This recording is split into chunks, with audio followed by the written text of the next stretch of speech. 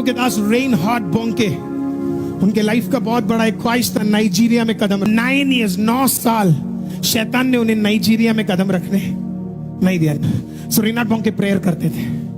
एक दिन प्रेयर करते करते वो एक कंट्री में थे, तो उस कंट्री में जो उनका जो मैनेजर था या जो उनका जो मीटिंग्स को संभालता था, वो जल्दी से दौड़ कर आकर बोला कोई आपसे मिलना चाहता। तो बोला कौन है करके बोला, तो बोला कि ऑपोजिशन पार्टी के प्रेसिडेंट है। बोला तो वो आए, अफ्रीका में दूसरे कंट्री में वो आए, उन्होंने उनके लिए प्रेयर किया और प्रेयर करके रेन हार्ट बोंके ने इस प्रकार से बोला अगले इलेक्शन में आप उस राज्य के प्रधानमंत्री बनने जा रहे हैं। उन्होंने प्रेयर किया, सब कुछ किया, करने के बाद वो चले गए।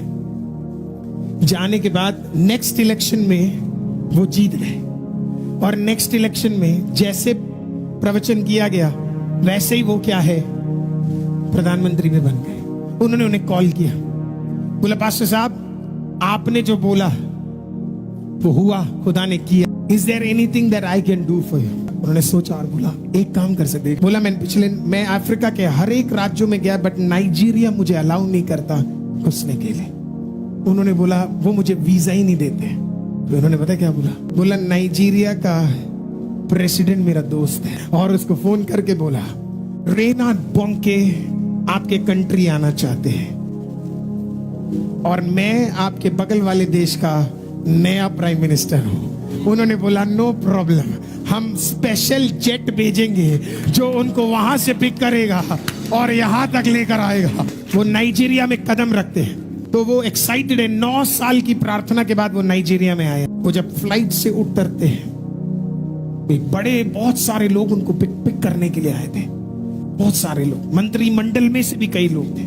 लेकिन वो जब फ्लाइट से पहला कदम उन्होंने फ्लाइट से नीचे रखा, अपने उस प्राइवेट उनके लिए जो वाहन दिया गया उसमें से उन्होंने कदम रखा, उन्होंने आकाश को देखा, थोड़ा सा मिट्टी उठाया और फिर शैतान को देखकर बोला तूने 9 साल मुझे इस देश में आने के लिए अलाउ नहीं किया, मैं तुझे वादा करता हूं तू इसका डबल पे करने जा रहा है। जितने लोग बाकी देशों से सुसमाचार में आए उसका डबल क्या है इस देश में आने वाला है। और आपको पता है उनके सेवकाई में सबसे बड़ा क्रूसेड भी आमीन 10 लाख लोगों का आमीन उसी कंट्री में हुआ। मरा हुआ एक व्यक्ति जिंदा हो गया आमीन, डेविल को पे करना पड़ा।